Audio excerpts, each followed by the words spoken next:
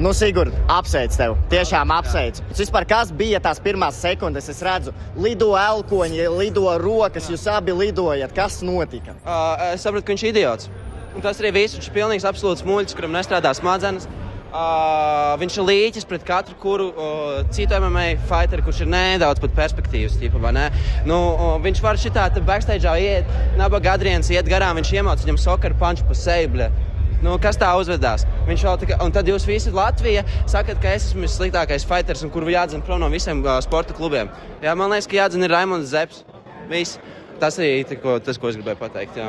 Pirmais rauns. Crazy. Tu jau to arī biji plānojis, kā uz pirmo raundu uzreiz? Jā, es jau biju sapratis to, ka tā cīņa bija parakstīta. Jā, es tikai nevienam neko neteicu, tāpēc, ka, protams, ka es zināju, ka būs Zepam ir liela mugura. Teiksim tā fani, jā. Jā. Nākamie plāni. Kas ir? Ir jau plāns. Es zinu, ka šitā cīņa tu jau gaidīji, man liekas, arī ilgi. Viņš noteikti arī gaidīja. Vai ir kaut kas nākamais, ko tu plāno? Es tagad plānošu Bernako ar Sarjogu nākošais, kad cīnīšos. Džekiņš, kurš viņam bija fights. Mēs jūs redzējāt preses konferencē. Viņš pateica man to, ka man šeit nav vietas.